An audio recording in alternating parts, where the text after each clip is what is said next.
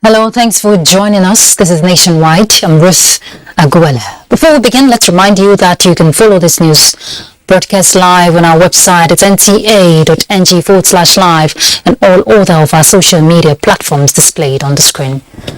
The Economic and Financial Crimes Commission has arraigned the former governor of Imo State, Rochas Okorocha, and 6 others before the Federal High Court sitting in Abuja. Okorocha and 6 others are standing trial on an alleged 2.9 billion naira fraud. Let's hear the details from Daily Atumbi. Okorocha, a senator representing Imo West Senatorial District, Hanyim Shineye, and 5 companies are the defendants in the 2.9 billion naira alleged fraud. The defendants are standing trial on 17 counts charge preferred against them in January 2022. The defendant pleaded not guilty to all the counts. Okorocha and 6 others have been alleged of diverting 2.9 billion naira from Imo State Government House account and that of Imo State Local Government Joint Project accounts to private companies. The alleged fraud was said to have been perpetrated by Okorocha and one Anyim Chineye with the use of their private companies between 2014 and 2016 when he had sway as the governor of Imo State. After the plea of the defendants, prosecution counsel Bola Latono told the court of the readiness of the prosecution to go into trial. He informed the court that the prosecution intends to call 13 to 14 witnesses in the matter. Presiding Judge Justice Ian Eko fixed November 7, 8, 9, 10 and 11, 2022 for the day-to-day trial of the matter. Lead counsel to Okorocha as the first defendant, OK Amechi SAN, told the court that he had filed application for bail of his client and had also served same on the FCC. The prosecution counsel, however, orally opposed the applications for bail of all the defendants in the matter and told the court that the prosecution intended to file counter affidavit. The bail application is expected to be argued on Tuesday, 31st May 2022. So we have applied for bail. He was entitled to bail. If he's served and he didn't appear, that will the court will issue a warrant for his arrest, but he was not served. Justice Eko subsequently ordered Okorocha's further detention till May 31 when his bail application will be argued. Okorocha was arrested last week at his residence in Abuja, having allegedly refused to appear in court to take his plea. In Abuja, Daily Atumbi, NTA News. In Kaba, we have 4 persons have been injured following an explosion that rocked a drinking spot at Okepadi in Kaba, Kogi State, Sunday night. Jonathan Omajali reports that the explosion is suspected to have been caused by an improvised explosive device. Now, this is coming 3 weeks after a similar incident which claimed 2 lives. A palpable sense of uneasiness hangs over the community. 3 weeks, 2 explosions, all at a drinking joint. As residents mill around the spot to get a view of the damage, there's a sense of worry in their hushed conversation. A growing concern if this is the new normal in a community where explosions such as this was once alien. Just about 4 minutes past 9 yesterday night was when we had these blasts. Well, sad as it is, and the first thing was to call the law enforcement agencies, and I'm so glad that they responded swiftly. There were no fatalities, but I think we got about 4 injuries. Omofemi Oyehua, the owner of Paradise Center where the explosion occurred, is grateful to God that no life was lost. On 11th of this month, a similar explosion claimed 2 lives. But at least we'll engage all stakeholders to make sure we get to the root of this. Security personnel and EOD technicians have visited the area and the owner of the affected center. Residents are hoping they will do more in terms of beefing up security in the community. It's becoming too much. The government should help us do something about it. The situation is so pathetic. The attention of the Cross River State Police Command has been drawn to spurious claim that militants of Ambazonia, a separatist group in southwest Cameroon, have killed at least 20 people in Boki local government area of Cross River State. The command, in a statement by its public relations officer Irene Ubo, advises members of the public to disregard this information currently trending on social media platforms, as it is subversive. The police says measures are being taken to review the source of this distasteful information intended to spread fear and panic. The Cross River State Police Command warns the respective bloggers, online operators to always cross-check facts from established authorities before sending such unverified information for public consumption. The police command in the statement maintained that it is resolute in discharging her statutory functions in collaboration with other sister agencies to keep the state peaceful and safe at all times. Troops of the Multinational Joint Task Force MNJTF has eliminated 25 terrorists in Tumbunrago, Tumbundila and Jamina settlement in the Lake Chad. In a statement, the Chief Public Officer Information of the Joint Task Force headquarters in Jamina, Chad, says the criminals were eliminated during a ground and air assault on the terrorist hideouts. Similarly, the Joint Task Force troops have arrested a high-ranking Boko Haram ISWAP commander in Damask, Borno State. The commander was said to have escaped from their criminal camps due to the intensity of ongoing military operations in the area. Several weapons were recovered from the clearance operations. The prelate of the Methodist Church, Nigeria, His Eminence Samuel Kanu Uche, was on Sunday kidnapped along Enugu-Port Harcourt Expressway in Umunochi, local government area of Abia State. He was kidnapped alongside the Methodist Bishop of Owerri, Right Reverend Dennis Mark, and the prelate's chaplain by yet-to-be-identified gunmen. The clergymen were kidnapped on Sunday afternoon on their way back from a program in Umunochi Council area. The Abia State Police Public Relations Officer Jeffrey Ogbonna, who confirmed the incident, described it as unfortunate and noted that efforts are on to rescue the prelate as well as other priests with him. He equally solicited meaningful information from the public towards their rescue. Let's turn to politics. The Cross River State APC governorship primary election might have been won and lost, but there are several lessons politicians must learn for future purposes. Achibong Basi will take it from here.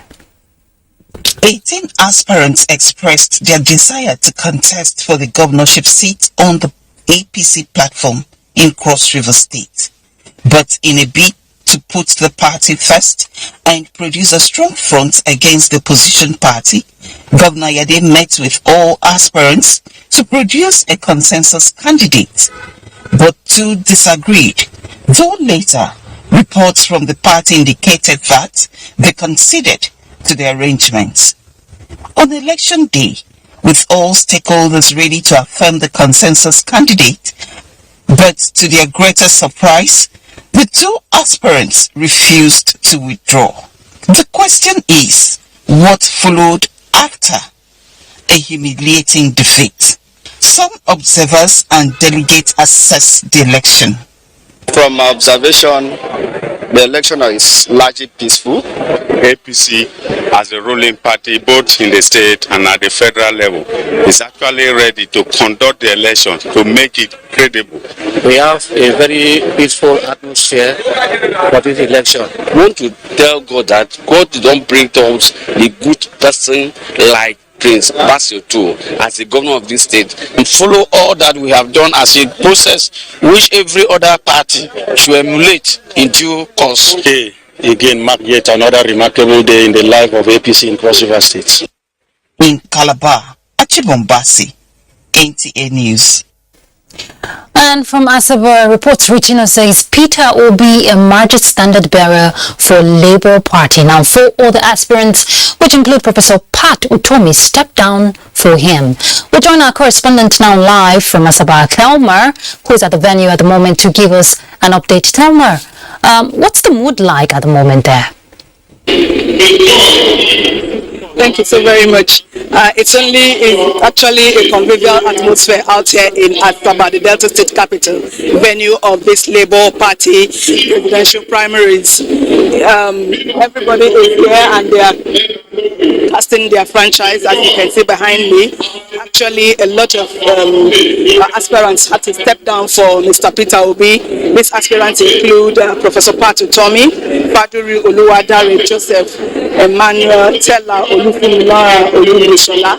They all stepped down for Peter Obi, but the party decided that they must do the needful and complete the process. That is why the voting is still ongoing. I have with me here the chairman of the Labour Party, the national chairman, to tell us a little bit about why they chose Asaba as, a venue for this exercise instead of Abuja, like every other political party has been doing. Well, we felt that Asaba would be the best venue for us. Abuja, within this week, was congested and we couldn't find hotel accommodation for our delegates. There was even no venue available for this program, and so we had to relocate to Asaba. No, I'm very happy and satisfied with the process so far. You can see that we are one family. We have indeed shown that we are a political party with difference. As you can see, all the contestants peacefully and joyfully stepped down for Mr. Peter Obi. But we still want to do the needful by ensuring that the delegates cast their votes so that we can have on record those who actually have casted their votes. We don't want to leave anything to chance. That's why we have insisted that, in spite of the fact that all the candidates, all the aspirants have withdrawn from the race, it's still of importance for us to have documents of affirmative votes, and that's why we are voting. We want to be transparent and want to, if we are saying we want to change the country, we want to change the narratives, we necessarily believe that it should start with our own process. And we want to say that recruiting process in Nigeria is where political parties get it wrong.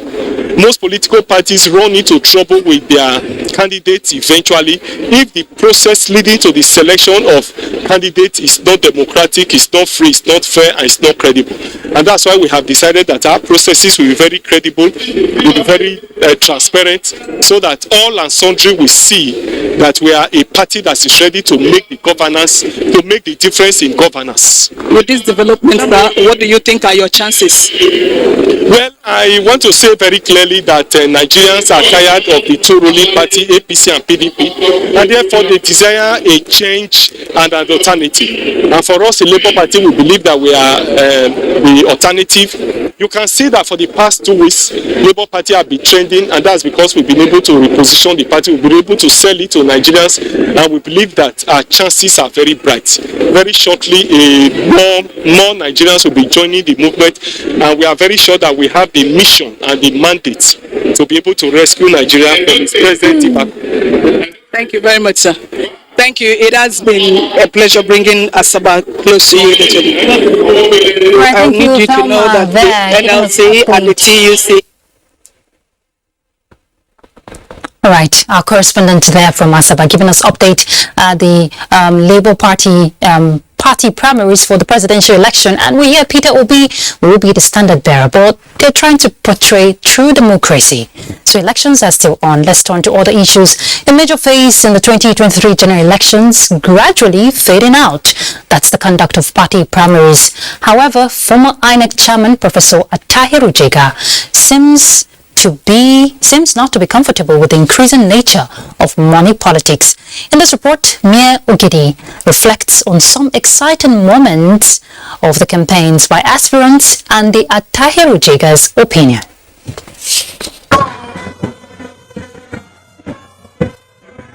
One has to be polite in politics to persuade the electorate. It is a festival that comes every 4 years. The preachers move from palace to parlor, from mosque to church, seeking for anointing and also converting delegates and electorate to their fold, sometimes with sugar-coated tongues. This is what we're going to do within 3 months. We're going to create 285 million jobs within 3 months. If we don't achieve that, I will tender my resignation as the president of Nigeria. That is the beauty of democracy. But what is not democratic is the infiltration of money politics. It is a game for the rich. Between 100 million and 20 million for nomination and expression of interest forms separate the men from the boys. The expensive nature of politics, compounded by the new Electoral Act that increases the spending capacity of candidates, for instance from 1 billion to 5 billion for president, is another kettle of fish. Imagine the National Assembly altered the Electoral Act to increase the threshold of how much a candidate can spend for election finance. And then in addition to that, many political parties, especially the so-called big ones, now put huge amounts as nomination fees. Section 84(12) of the new Electoral Act has trimmed down the number of delegates. In some cases, just 10 delegates elected state assembly members. But technically, this does not come with any reduction in the cost of securing the blessings of the delegates by the aspirant. The smaller the number of delegates, the higher the bidding. Even among the men, there was no peace in some states. Parallel party primaries, common sides. The implication is more pre-election troubles for the political parties and INEC. Mie Okiti, NTA News. To further promote the nation's democratic system ahead of the 2023 general elections, concerned Nigerians are advocating intense voter education to provide citizens with requisite information and electoral provisions to reduce voter apathy. Udwak Etim will tell us more. Voter education has to do with providing citizens with basic information about their participation in elections. It aims to acquaint the electorate with the basic concepts of democracy, thereby encouraging them to vote and make informed decisions during the elections. With the newly introduced technologies by INEC, such as voter enrollment device, online registration, and other innovation, the need to educate citizens and supporters of political parties, stakeholders say, is apt, especially as 2023 general elections draw near.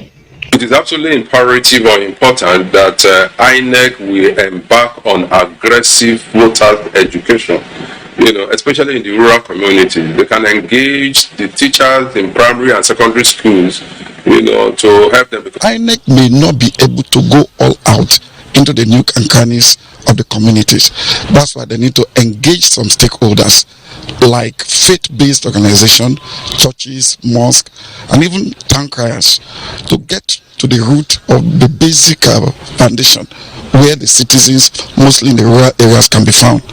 For others, proper enlightenment on the entire electoral process will increase voter turnout. The issue of this online registration, a lot of Nigerians are not online. So what you need to do is to take the registration back to the various wards for them to register. They, however, advocated for massive voter education by civil society and political parties to help citizens to promote democratic values in the country. In Calabar, Udwak Etam, NTA News. Malik Ado Ibrahim of the Young Progressives Congress is the latest politician to formally indicate interest to contest for the office of the President of Nigeria in the 2023 general elections.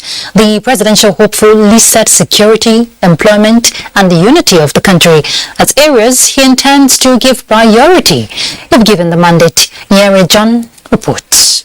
Malik Ado Ibrahim is the latest to declare his intention to run for the office of the president on the platform of the Young Progressives Party, with the hope of making the difference if elected. I don't intend to come into this race to walk away. I intend to face this and build something that is generational. This is our country. Unless you have somewhere else to go, we have to face the music here. And there's a lot for us to be happy about, but we need a leader that's going to be able to identify those things and give the enabling environment for a better Nigeria. He appreciates the party for giving him the opportunity to join the presidential race and promised not to disappoint Nigerians in his quest to meet their yearnings and aspirations. In Abuja, Ian Ray John, NTA News. The People's Democratic Party's Special National Convention has been applauded for being violence-free. Guest on NTA's Good Morning Nigeria, however, notes that the primaries generally have been a mixed bag with allegations of monetization of the electoral process. Lydia Sampson reports. Speaking on the special convention which produced Atiku Abubakar as the People's Democratic Party presidential candidate for the 2023 elections, the guests are unanimous that the conduct and conclusion of the process is indicative of the party's readiness for the general elections. We have moved away from the old system of the delegates being supervised by the major stakeholders, and on the day of election you just listen to your major stakeholder tells you go and do this, and that is it. Now we have opened the space for interaction between the delegate and the aspirants, and I think this has made them understand more. It makes them to understand more in terms of, okay, what has this person got to offer, and some of them are able to make their decisions even before their leaders tell them this is what you need to do. But the party is organized. The party is ready to go as far as the 2023 general elections are concerned. However, while the party is ready for the 2023 general elections, we must also be mindful of the fact of what transpired within these primaries. We have heard stories of how monies exchanged hands. We have heard stories of manipulations in some parts of the country. The girls acknowledge that internal party democracy is improving, but it is not yet a whole. We are not kids. I'm 54. How can you look at my face and think you can tell me to vote for somebody, whether he gives dollars? All those things, we call them logistics. We are not where we were yesterday. Things are looking up. We are improving. Heads will have been broken, legs will be picked on the road, but it wasn't like that. So I think we are learning and then we are putting it to practice. But like I said, there is always a room for improvement. The girls decried the continuous exclusion of women, youth, and the physically challenged who are already marginalized. They note that until democracy is all-inclusive, it will be a continuous learning process for Nigeria. In Abuja, Lydia Sampson, NTA News. Alright, we'll take a break, but when we return, we'll be heading straight to Lagos to join Kende. She'll pick up from there.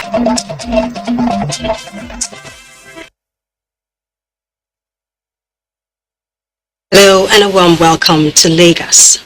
Good leadership remains critical in steering the day-to-day operations of any organization, as it often determines the level of success achievable.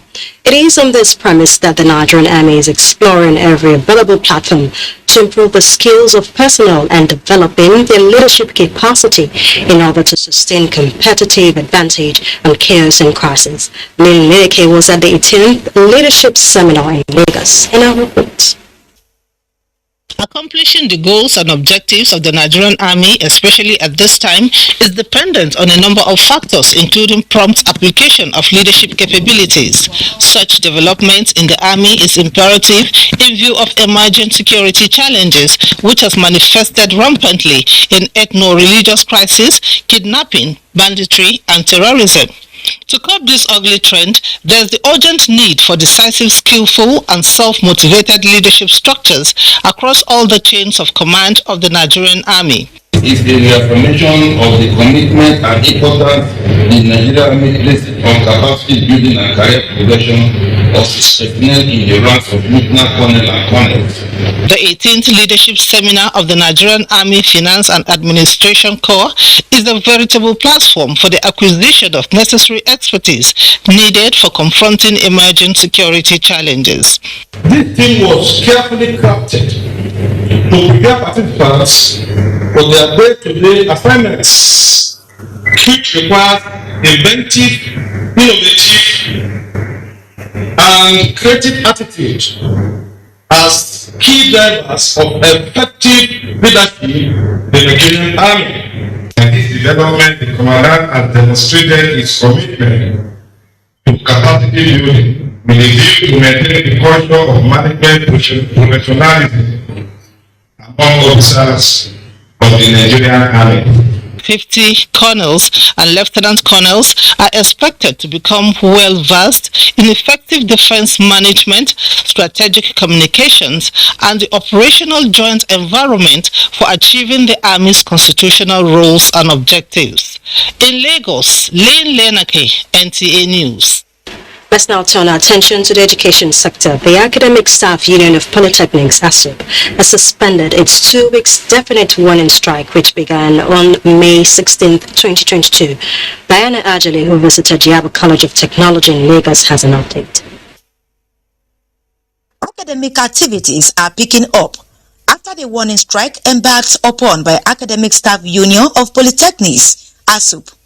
The campus is now a beehive as students go about various activities from registration to attending of lectures. We've met some of the demands. For example, the minimum wage arrears. By 2019, when the minimum wage act was enacted, we have 10 months that have not been paid. Now it's repaid. Then the instrument for accreditation has been released. It's a national strike, so the college as an institution does not have control over it. But we are happy that we are come back because our main reason of being in this college is the student, and when strike like this happens, it's the student that bears the brunt. Samuel Ogunde, a mass communication student, says the 2 weeks stay at home seemed unending. It really affected me. I didn't like the way they called the strike, like how they started the strike. When I they've called off the strike, I feel okay. Like Samuel, other students pray they don't experience another strike. I feel excited because actually strike in Nigeria is just like delaying our education. Actually, I've been done since how many years now, but the thing just like wants me backward. The students also pray that the federal government and ASUP will settle their differences to avoid another strike. In Lagos, Diana Ajali, NTA News. And that's our contribution from here in Lagos. Ruth, it's back to you. Thank you very much, Kende. As the nation witnessed 7th year of the present administration, Abdulmalik Hassan takes a look at the strides in the education sector. Quite some time now, all eyes are on the education sector, and the reason is not far-fetched, as it is considered as the foundation of human development. As such, the Nigerian government has spared no efforts to ensure that the sector performs optimally. Let's start with the basic education sector. Information shows that the intervention body as at April 2022 disbursed roughly 525 billion naira as intervention fund to the 36 states of the Federation and the Federal Capital Territory through its various programs. About 27 million pupils have also been enrolled into school.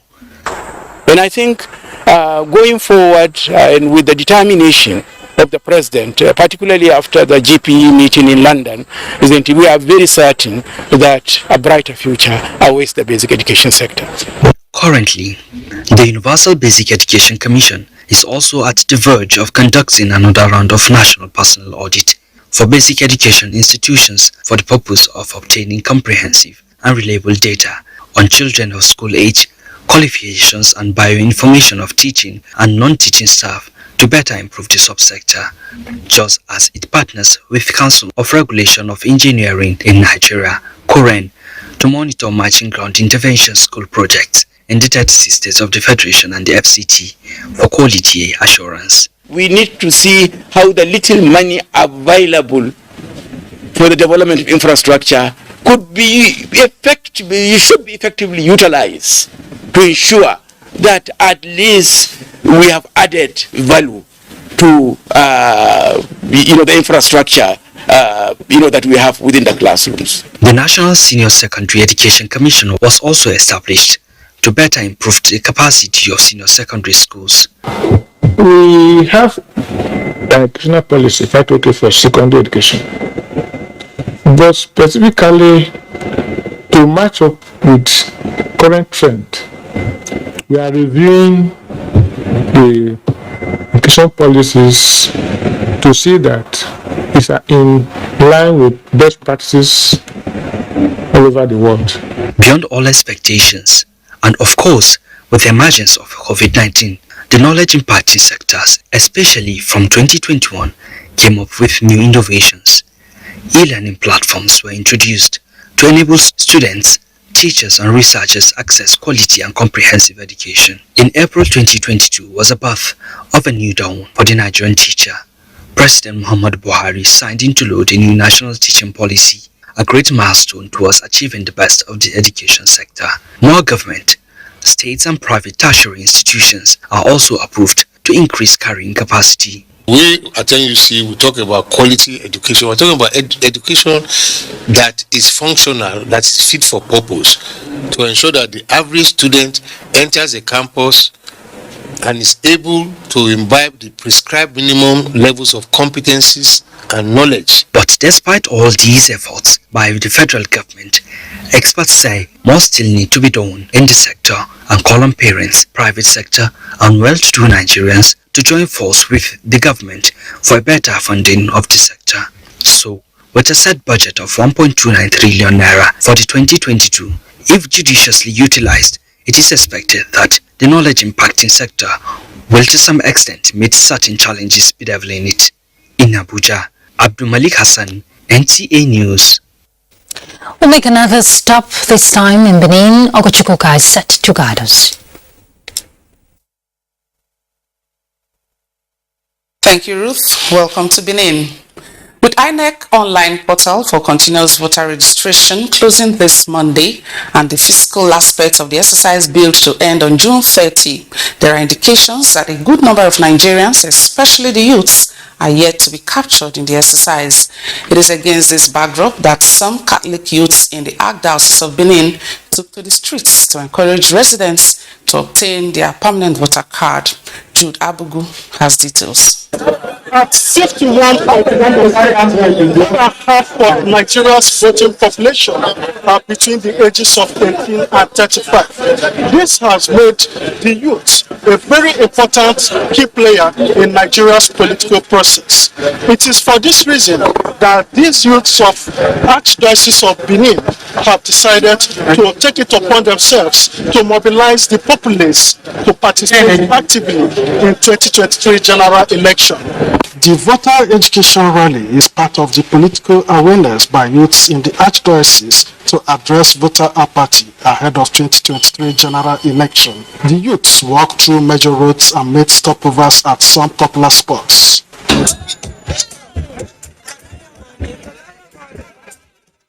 They believe that with sustained enlightenment campaign, many Nigerians will still be captured before the exercise ends in June. First of all, the willingness among people to get their PVC, to vote that person which they yearn to come into power, seems not to be strong enough. Good at every Nigerian of eligible age to have their PVC, so on the day of election will make a difference. It's not just a card, it's your voice, it's your right, it's your power. So yes, it's mandatory and it's compulsory that you get your PVC.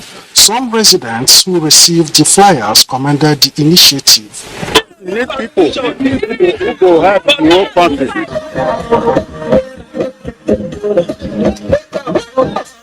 Jude Abugu, NTA News. And still talking politics, the Professor Abubakar Sadiq Aliyu Edo Senatorial Primary Monitoring Committee has scored the performance of the party high in the just concluded senatorial primaries. The committee gave the assessment at a post-primaries press briefing in Benin. Kulok Inaini has that. The members of the committee, who in the course of the exercise went round the 3 senatorial districts, said they were pleased with the general conduct of both the delegates and the contestants for demonstrating the spirit of sportsmanship. This feature, members of the committee say, should be emulated by other states. Timelessly had shown us that they are people of integrity, character and comradeship, irrespective of their alignments in terms of candidacy of these people. They have gathered after the announcement at the place of election. They have promised to work with those people who have been elected after the primaries. Now that the primaries are over and standard bearers in each of the categories have emerged, APC in Edo say it is ready for the 2023 general elections. In Benin, good luck in any NTA News. Felicia has the next set of reports from Jos, but that will be after.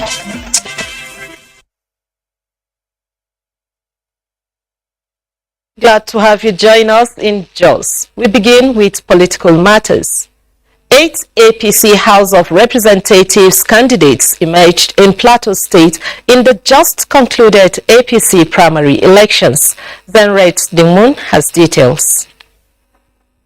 The House of Representatives primaries were conducted peacefully as delegates performed their civic duties across the state.